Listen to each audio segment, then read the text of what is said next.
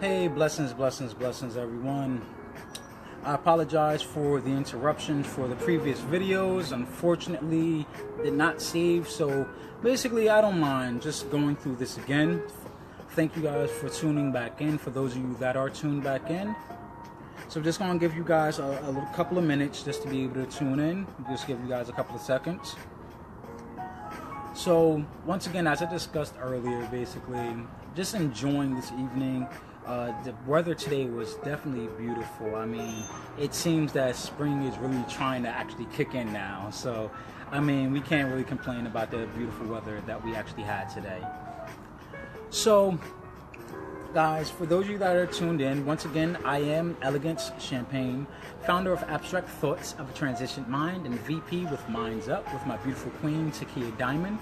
And guys, basically, I decided to do a continuation on the video of the live that I did last week, and for you guys to be able to see the description above, it's basically talking about being spirit-led. Now, a lot of people have different views on that. However, I'm going to be speaking from my own observations and my own personal experience dealing with that when it comes to basically being spirit-led or being led by the Spirit of God. So, last time I noticed that with the live, it was like a lot of lag and there was a lot of like interruptions. However, that's not going to stop this live. We're going to continue basically where we did leave off. Thank you for tuning in, Booker Carter. Thank you very much. So, basically, to jump into this discussion, I'll just start it fresh for you guys. So, first of all, those of you that are tuned in, I am Elegance Champagne, founder of Abstract Thoughts of a Transitioned Mind and VP of Minds Up with my beautiful queen, Takia Diamond. And this evening, the topic today is speaking about being spirit-led, or for me, being led by the Spirit of God. Now, a lot of people have different views. However, the areas that I'm going to be speaking about this is understanding that don't get so caught up in the habit and the emotion of always being in control of everything. There are certain things in life that, yes, we can control, but there are other things that we are not in control of, but we can contribute to it. There's certain things in life where if we do plan to do certain things, because I'm definitely a strong believer when God actually speaks of in His scripture, He tells you basically to he who fails to plan, he fails. So what does that actually mean when you actually hear a statement like that? He who fails to plan, fails. That's God's way of telling us to, yes, set an agenda, set an intention, put in the work that we need to put in the works, because you know what they say, faith without works is dead. So that means that we do need to put in the work, but we still need to learn to operate out of faith simultaneously. So we put the intention, we have faith that is going to take place, we put in the work to activate the faith, and we allow God to handle the rest. We give it to Him, we lift it up and we give it to Him, right? So, what I've noticed though is there's usually, I'll say, three things that I've witnessed when it comes to actually dealing with certain situations in life. This is more so geared towards relationships and relationships on all different levels. This could be a business relationship, an intimate relationship, family relationship, a regular friendship, all of these things. It's basically a very broad and vast like cover area of this. So one thing I've noticed is when you actually have that relationship with the Most High, when you're aligned in alignment with the Most High, and you understand being spirit-led, being led by a spirit, you have to understand the communication. What I mean by understanding the communication, you have to understand the difference between yes, no, and not right now. Those are the three things that we have to really be in tune with and understand and learn to hear it the correct way. There's one thing that I've noticed that can really cause us to be deaf towards those responses from the Most High. Usually the main thing is worrying, being anxious. Worrying and being anxious, it really sums up to fear. not knowing if it's going to happen, how it's going to happen, when will it happen. All these things we basically begin to worry about and become so anxious to make it happen, to where now we're no longer operating in faith, we're operating out of fear majority of the time. And that fear usually comes from pressure. It comes from being uncomfortable a lot of times too.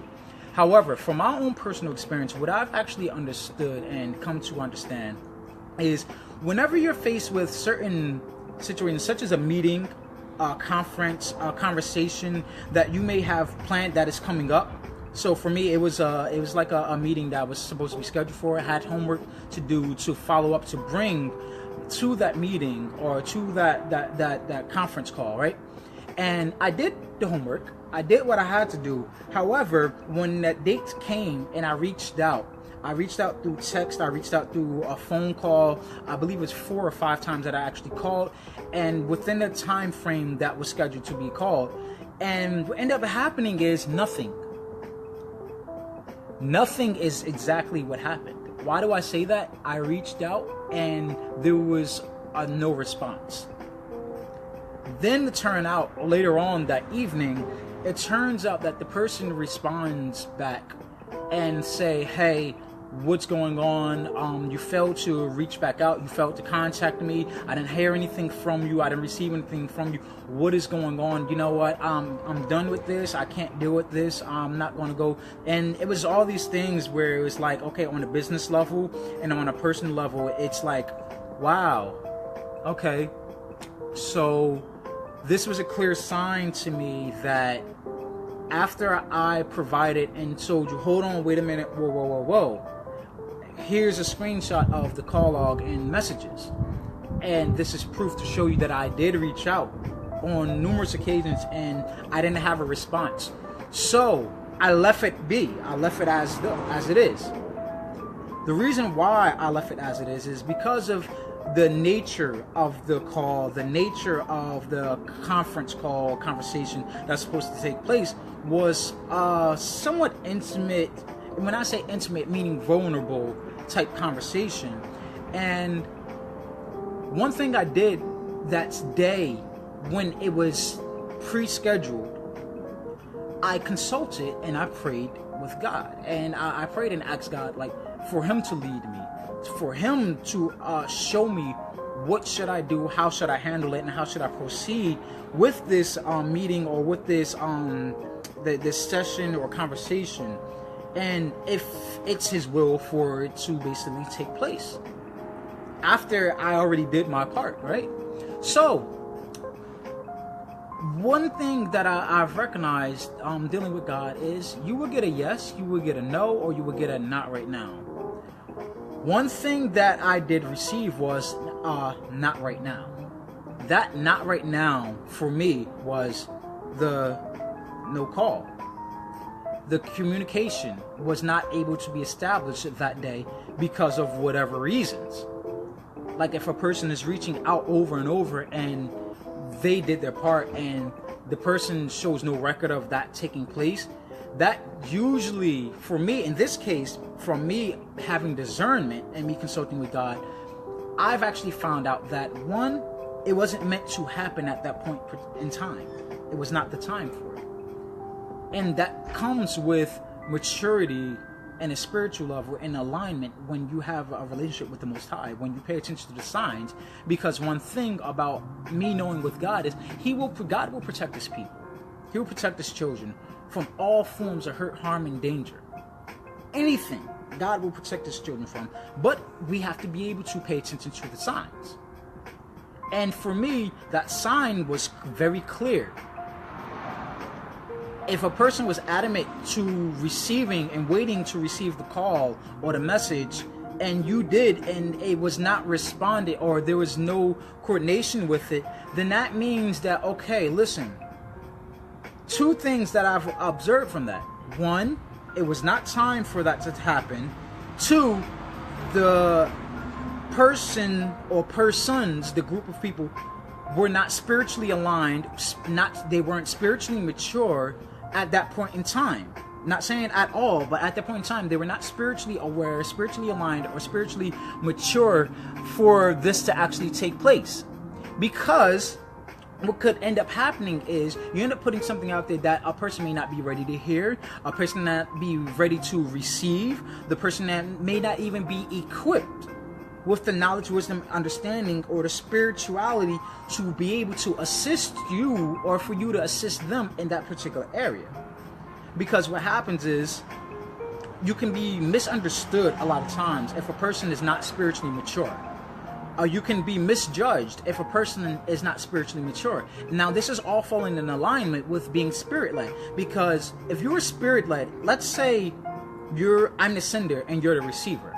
I'm the sender, and based upon my spiritual maturity and understanding with this situation or situations, I understand that it's not necessarily a no. It's not because it's a bad person or persons. It's just that God didn't approve for that to take place just yet. So, with that being said, from me understanding that from the sender, the receiver is now where the ball is in their court, where now, if they are spiritually in tuned or mature in that area at that time, they will be able to recognize, okay, this person shows that they did reach out and I have no record of it. Okay, there was some divine intervention that has taken place for them not to have been able to reach me at that time, or for me not to have received them. So, if a person is spiritually mature and they understand that, and this isn't bashing anyone, it's just basically having an understanding and awareness of these situations. The person on the receiving end would be able to understand, okay, you know what?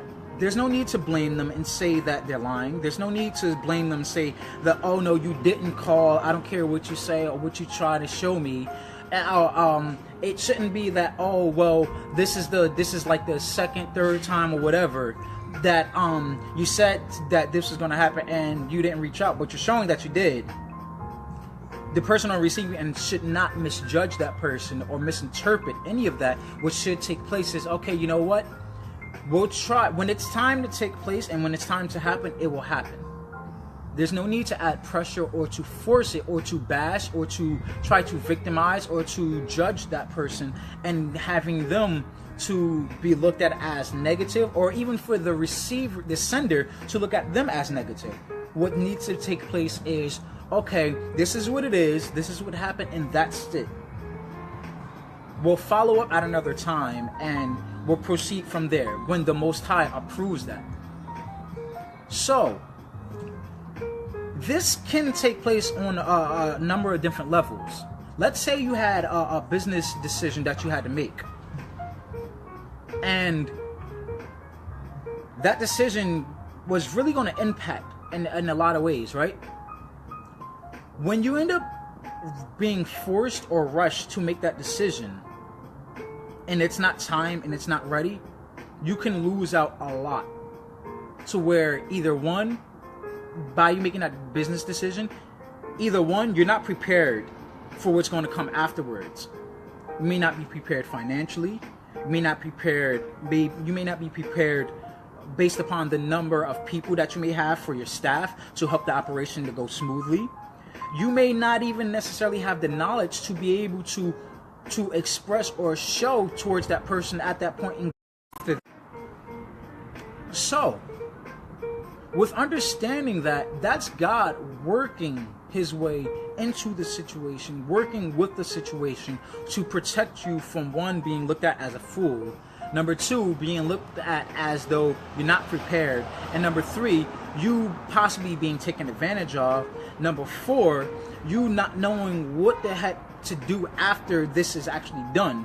In other words, being out of season, so to speak, or basically these are analogies that in situations that can, possibilities that can actually happen.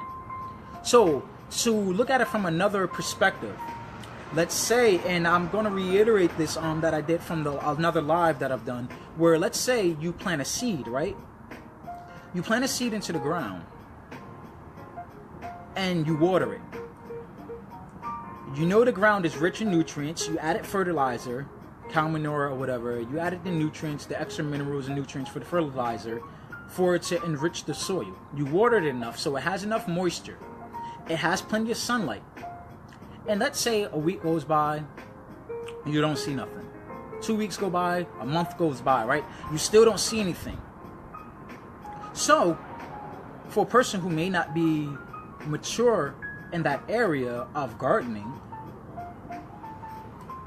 it may be their first time for planting that particular seed, right? So, they don't see any growth above ground. You have different types of people that does different types of things. And I'm going to speak about a couple of those things. One of the things is, you have one person who will, as soon as a week goes by, 2 weeks go by, they don't see any growth. They end up digging up the soil, and they end up digging up the seed. And they're like, oh wow, like, they don't see anything. So they think the seed is just pointless, so they just toss the seed, right? Not knowing that the next day, it was actually going to be heavy rainfall, where it needed that amount of rainfall to fall to moisturize the nutrients, to get the nutrients to really be mixed and matched inside of the soil, for it to be able to absorb that amount that was needed for it to actually break through its shell, to sprout its roots, to anchor itself to the ground. But you have the person who's so anxious or wants to be in so much control that they dig up the seed and they end up killing it by doing that. Then you have the other person who ends up being like, you know what? I think it needs more water. I think, you know what? That's what it needs. That's what it needs. It needs more water. It needs more water. So the person gets their water hose, the water bucket or whatever, and they end up basically pouring more water and more water, watering it to the point where now they drown the seed. Because for those of you who may not know, yes, you can drown a seed when you're watering it too much. You can drown it. So you have the one person who ends up digging up the seed because they're so anxious. And they feel that, okay, something's wrong with the seed. Then you have the other person number two, who believes that they failed with their performance by not watering it enough. So now they overwater it to where now they drowned it, which means they killed the seed in this scenario too. Then you have the third person who ends up thinking, oh, maybe it's not enough sunlight. So they end up getting a UVA and a UVB light bulb. For those who don't know, that's basically light bulbs that's specially designed to imitate and mimic the vitamins and minerals and nutrients that the sun radiates to allow it to grow. So it's artificial sunlight, so to speak. So they put two of these lamps right there, and they just leave it with a halogen lamp, just focusing on that one area, to where now they end up burning and cooking the soil around it, and the seed, they end up cooking the seed, which means death for the seed in scenario number 3. So the first person dug it up. The second person, they ended up drowning it. And the third person, they ended up cooking the darn seed.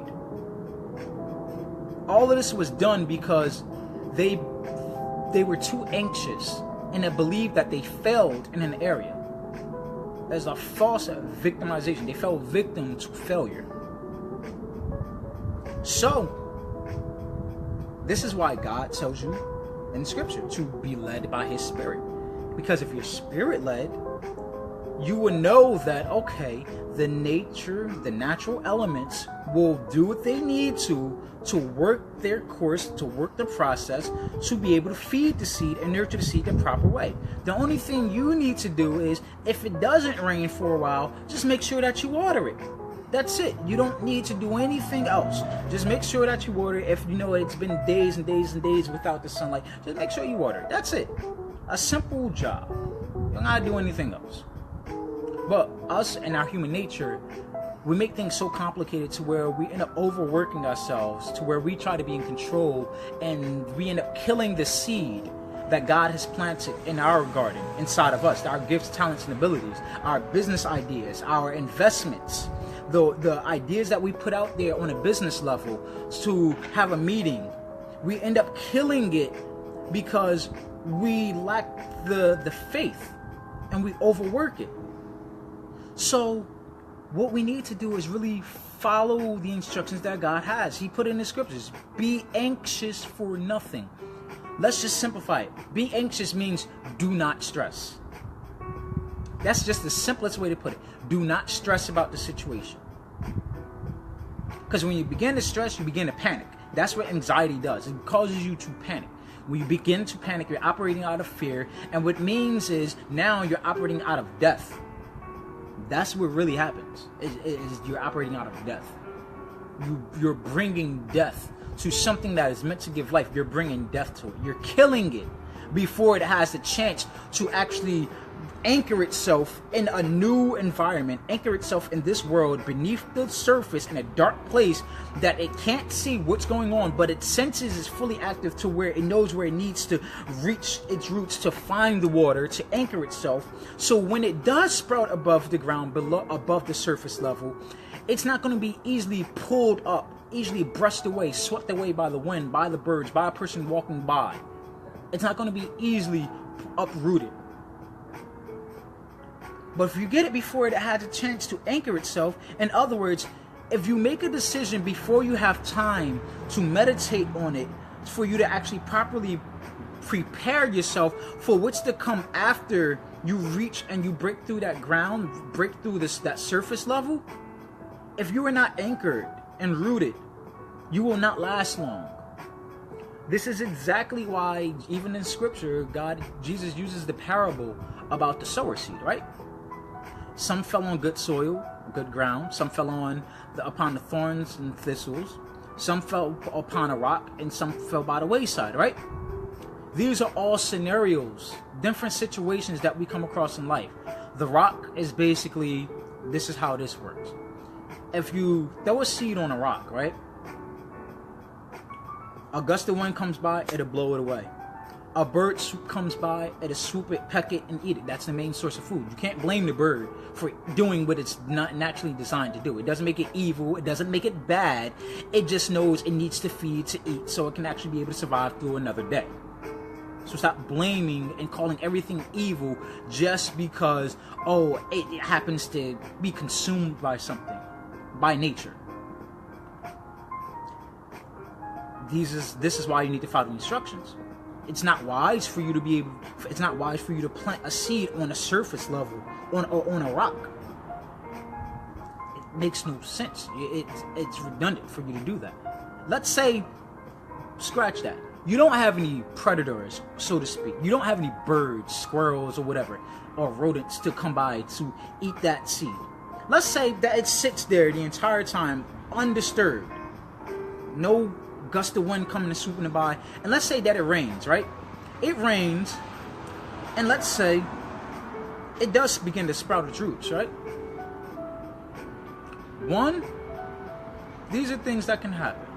One, it's not going to be able to anchor itself, because now what happens is when it does begin to sprout its roots, and let's say eventually it does sprout some leaves or whatever, that leaf is going to act as like a wing, a petal, that creates lift for it, to where when a nice gust of wind does come by, now it's going to remove it from that area where it was actually getting steady water, and next thing you know, it's somewhere else to where now it's going to die because now it's malnourished. Second thing that can happen to it, besides it being tossed to and fro, is it will lose a right amount of minerals from the water, from the moisture, because the rock is going to dry up. When the sun is being on there, it's going to dry it up. So where now the roots didn't have enough time to be able to absorb that water. And then third thing that can happen is, if it's a hot and sunny day, this rock is going to get hot and it's going to begin to bake. It's going to begin to cook that seed. So now it's death all around, regardless of which way you look. So whether it's a person involved, or whether the person failed to put it in the right and proper environment, what's going to happen is death. It's just not going to go anywhere. So, next thing is if it's passed on a wayside, or if it's fallen upon thorns, bushes, and thistles. What does that mean? You ever had an idea where it's a really good idea, but you were surrounded by people who just did not believe in your idea, who just did not believe in you, who did not believe that it was possible, and you were like so anxious, so adamant about like, yes, listen, this is what I'm going to do, it's going to happen, I don't care what none of you say, I'm just going to happen. But then, day by day, this person keep on saying, how you feel? Still making that dream come true? Oh, did it happen yet? Well, you know what they say, it's not for everybody. Like, you listen to all these things where they're just tearing down your dreams little by little, gradually. You may be growing in the process, but once you reach a certain cap, a certain level of growth, what's going to end up happening is they're going to start to choke you and constrict you. And if they begin to choke and constrict you, that's going to cut off their circulation. And if it cuts off your circulation, you're eventually going to die from suffocating. This is what the thorns do. This is what the bushes, the thistles, those vines, this is what they do. They wrap around it and they constrict it like snakes, like pythons, and it stops your growth and it suffocates it. This is what you have. You have certain people in life that will actually do that. Some of them may not do it intentionally. Sometimes they may just be in that particular place and area, but by you not using wisdom and discernment to where you're planting your seed at, it's not necessarily saying you have nobody to blame but yourself, but you can't blame them for being who they are. You planted a seed in the wrong environment. It's not going to be nourished in that particular area. So you have the other scenario where some fell upon like the wayside, right? Just on the curb side. Well, if it fell on the curb side, one, not enough soil. Second, no guarantee that you're going to get the right amount of sunlight. Not guaranteed that you're going to have the right amount of moisture from like rainfall. And then the fourth element that's going to end up taking place is rodents, birds, all these things that their main source of food may be seeds.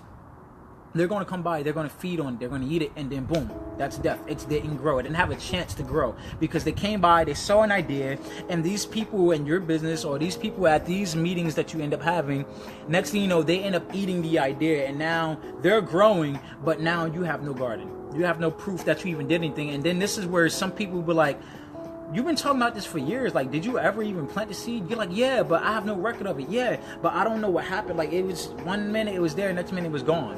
Okay, were you led by the Spirit of God? Did God give you the approval to plant that seed there?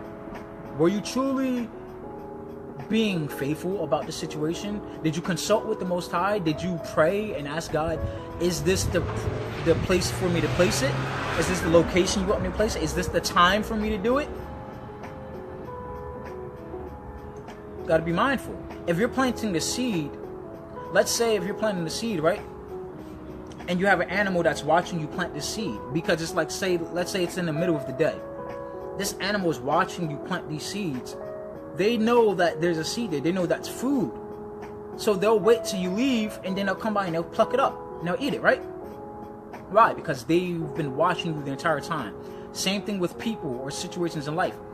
People may be watching you plant or build your idea, and then as soon as you go away, they come down and they swoop it and they start to feed on your idea, and the next thing you know, they're growing, they're maturing, and you're like, dang, you have no proof of what you've done or what you plan to do. Why? Because you waved a big old flag like, hey, look at me, look at me, look at me, look at me. I'm planting a seed, I'm planting a seed, I'm planting this business. I have this great multi-million-dollar idea, and hey, and you're letting all these people know because you're planting it right there in their sight. You want to know one thing that's beautiful about Christ and scriptures? You want to know one thing that he ended up doing? Christ, what he ended up doing was he did certain things in secret. Even in scripture, God tells you this. He tells you to do some of these things in secret. He tells you to tell no one. When I believe it was the cripple guy, he told him, tell no one of this.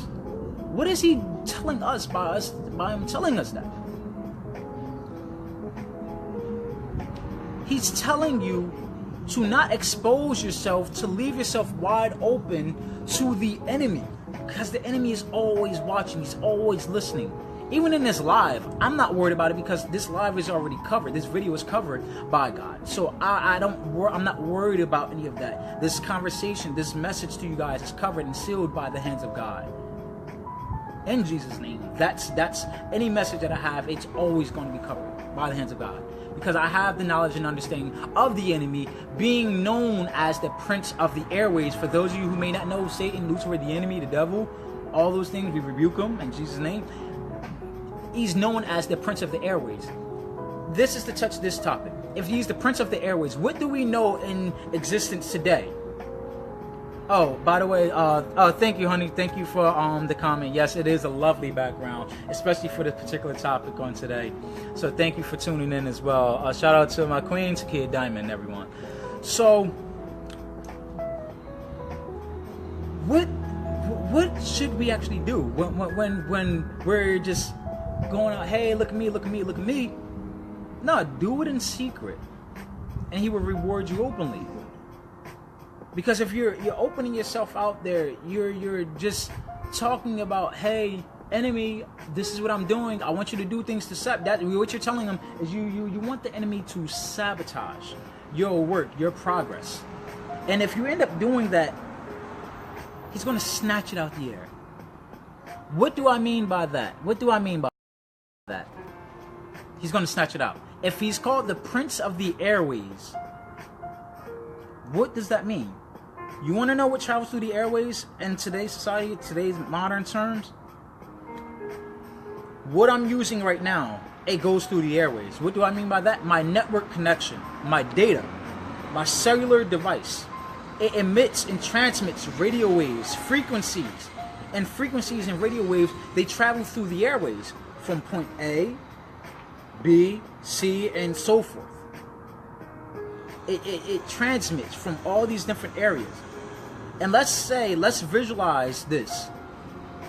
Let's imagine you're sending a word, and the words that you put out, let's say it's like a beam of light, traveling and traveling and traveling. If the enemy is the Prince of the Airways and he's known to sabotage and stop things from happening, what does he do? Boom, put a stop.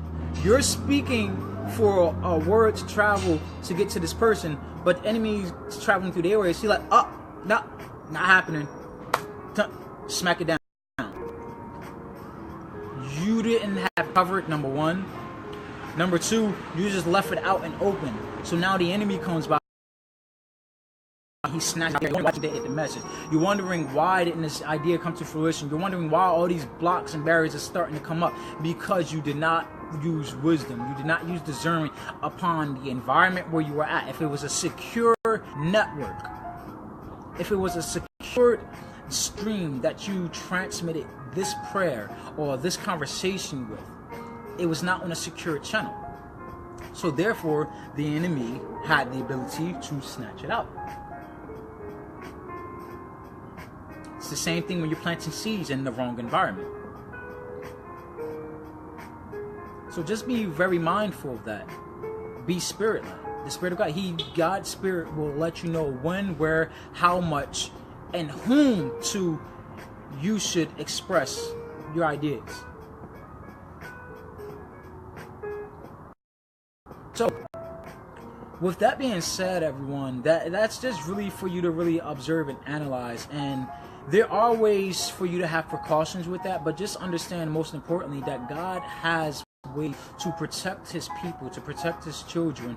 And a no doesn't mean a no definitely all the time. That no may possibly be not right now. Now it's not the time. Now it's not mature enough. It's not ripe enough. It's not time for you to pick that fruit off of that tree. So don't be discouraged and start blaming yourself or blaming the other person. As I mentioned, from my circumstance and situation that had happened before, that I've experienced, was I'm the sender and I'm sending the message, I'm sending the call, I'm sending the everything else that I'm supposed to be sending to them, and it was not received because, one, you have two forces. You have God and you have the enemy. God was the reason for this one, not the enemy. It was God. God did not approve it because it was God's way of protecting me and protecting the other person. Because like I said, that person may have not been mature enough or equipped enough. So you have maturity, spiritual awareness. They may have not been spiritually aligned to receive, to discuss, or even spiritually covered for the conversation to even take place. Oh, hey, cousin, I see that you're tuned in. Thank you very, very much. Also see Quadria. Shout out to Quadria, Scholar Media. Definitely have to show love to Scholar Media. Thank you guys for tuning in. So, one thing I've learned is that it's not necessarily me not doing my part. It's not necessarily the other person that makes them a bad person, that they ignored my call, they just didn't want to talk, or they was busy. Whatever. It was God not approving it at that point in time. But you know what happens that revealed more to me from that experience is that hey, maturity goes a long way. And it's not meaning it in a negative sense. Maturity comes in all shapes, forms, and fashions. And maturity can also be dealing with the equipment, and if the person is equipped with the tools necessary at that time to be able to assist you. They may think that they are equipped with what is needed to assist the person. However, on a spiritual side, they may not be equipped with what is needed. Because there are certain people where if you end up trying to take on an assignment and you're not equipped, you'll end up being eaten alive. And while you're being consumed or eaten alive, so to speak, you may retaliate or you may react with certain forms of aggression. If that person that is the sender is also aggressive, and they may take offense, so to speak, when they're basically expressing themselves and you're basically taking offense to that, then you're not going to get anywhere. You're going to do more harm than good. You're going to cause more damage.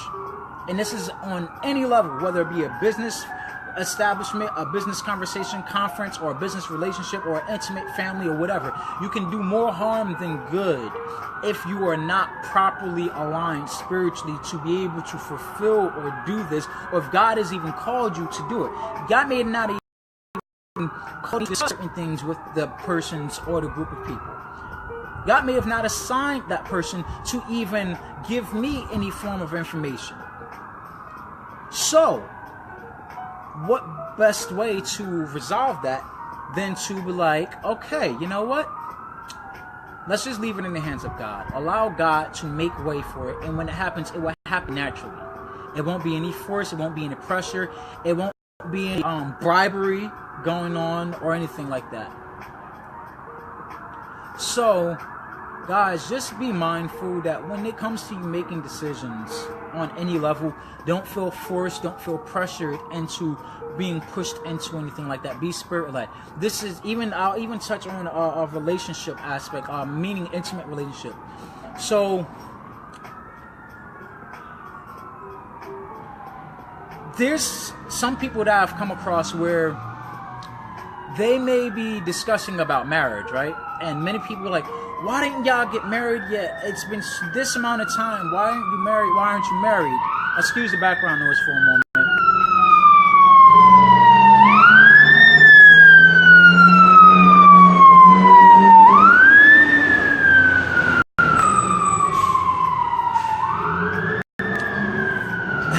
What's amazing is, as soon as I start to speak about that, the fire truck comes by or whatever, and the ambulance or whatever, and speaking about relationships on that level and marriage, where for some people that's exactly what ends up happening. There's a siren. God's siren will come in and be like, wait a minute, not right now. Now's not the time. Hold that thought for a moment. So what I've noticed is a lot of people, they fall into being pressured into entering marriage, right? And it's nothing wrong with marriage. Marriage is a beautiful thing. However, you don't want to do it outside of its season. You want to make sure that you are mature in a lot of areas. At least have a standard of maturity in a lot of areas for you to be able to engage and proceed in entering into that marriage, right? Because what ends up happening is some people are shocked when they marry a person and they see all these different crazy things that starts to come out or whatever. And the person's like, where was this at? Where did this come from? Why did it happen? And all these things, people start going haywire, right? Okay. One, that means like you need to take the time to get to know the person. Get to know them for who they are and the ups, their downs. And learn to establish that line of communication of prayer. Praying with one another is very important. It's one of the vital elements that is needed for your marriage or your relationship to be sustained and a positive note with positive energy. You should always include God in any decision that you make. And that's why I'm speaking in regards to marriage. A lot of people are moved by emotions alone. And emotions alone is not what you should base your marriage upon. Yes, anybody can feel happy and bubbly and all that good stuff inside. However, emotions are temporary. And if you're going to base your marriage upon something that is temporary, then you will have a temporary marriage. What you need to have an understanding of is have a relationship with something that is everlasting, no matter what the conditions are. That's where unconditional love comes from. It's basing it and modeling it after the relationship that we should have with the Most High, where no matter whether we're happy, we're sad, or upset, or any of those things, that love is still there, because that love is driven by purpose. That purpose is what's the motivation behind it. That purpose is God. God is the purpose behind that, which allows you to be spirit-led into the decisions that you are making with each other, such as financial decisions that you're going to have to make when you're married, such as decisions when it comes to career paths, which decisions when it comes to business opportunities, decisions that's going to come with establishing a family. These are all things that is taken into consideration when it comes to you actually making and taking that step, entering that new establishment, that new life, that is that marriage, right? You have to be spirit-led. I'm not going to talk too much on that. That's a whole nother live right there. However, just understand the importance of being spirit-led. Understand the importance of having the relationship with the Most High. Understand your relationship when it comes to the terms, the terminology, the language that you use. Language is key when it comes to that. So guys, I'm kind of gonna leave it at that for you guys. So I do thank you guys for tuning in. If you are still tuned in, please leave a comment right now below so I know that you guys are still here. If you have any questions that you would like for me to speak on tonight, please feel free to just leave a comment, and I'll definitely read it, just to kind of touch on it a little bit. But as I mentioned, this live was really just dealing and speaking about being spirit-led and being led by the Spirit of God, and understanding and knowing the signs of yes, no, and not right now. These are ways that God answers us, and the reasons behind that is either God is protecting us from something of a form of danger, or God is also preparing us for when it is time. God will always protect his children. And knowing if it's the voice of God, and knowing if it's your own voice or if it's the voice of the enemy. These are three voices. You have the voice of God, you have the voice of the enemy, and you have the voice of your own self. You want to be more in tune with God's voice. You want to not be so caught up on being pressured into certain things to where it causes you to be stressed, and it causes you to forcefully be put into a situation, or responding to a situation, or responding to a question or a decision that could be life-changing. You want to make sure that you are being spirit-led, and don't fall so quick into accusing others. Don't fall so quick into victimization, which my queen Skidam will always speak about. Don't fall and condemn your own self because something didn't happen the way that you wanted it to happen. It's not always going to happen the way you want it to happen, but it will happen the way it is designed to happen. And it is not for you to just beat up on yourself or beat up on the other person, call the other person a liar, call the other person saying that they lack integrity, telling the other person that, oh, this is the one and last and only time. It's not meant for all of that to happen. If you have an understanding and you are mature spiritually, then you should understand the signs and the voices of God, the voice of God, the voice of yourself, and the voice of the enemy. The spiritually mature people will understand that. People that are spiritually aligned will know the difference. This is where discernment and wisdom comes in. This is the application of wisdom. I tell people, one thing God has taught me: you want to have knowledge, wisdom, understanding, but last importantly, the instructions. The instructions ties all of those things together to allow you to have a peaceful, blissful life. Yes, there will be friction that comes upon. Yes, there will be trials and tribulations. But at the end of the day, it is designed for your growth. At the end of the day, it is designed for you to have thicker skin. It is designed for you to become a better you, a better person. Know who you are and know the voice of God. Know whose you are. If you know who you are, you'll be able to have a better line of communication with you and the Most High. You won't be distracted or pressured or even affected or effected by the outside voices, by the predators, by nature that comes and tries to steal your ideas, steal your dreams, steal all these things. You will not be discouraged by those things. You will know how to prepare, be proactive against those things, and then to follow through smoothly with a smooth transition. You know what they say, a flower that blooms out of adversity is the most beautiful of them all. That was a beautiful quote that I've heard before, and it is so true. So guys, thank you for tuning in. I truly thank you for tuning in, and I pray that you guys definitely have a great, blessed-filled evening.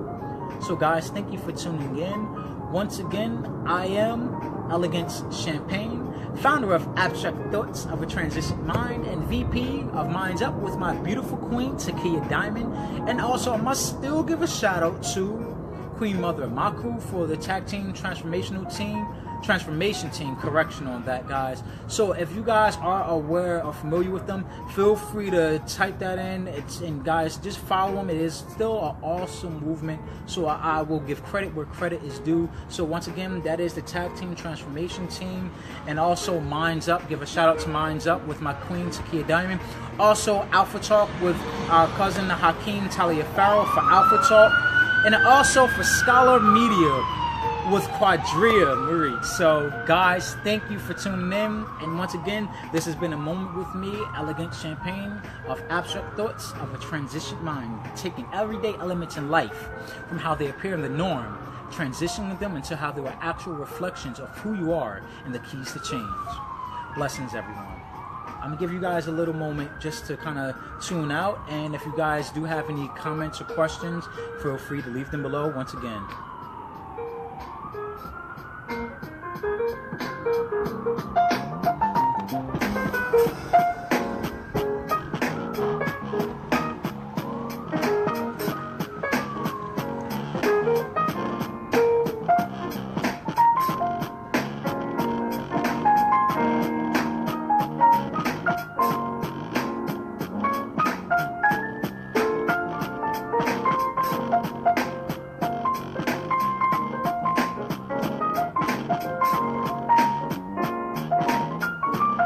Definitely a great evening tonight, guys. I definitely must say that.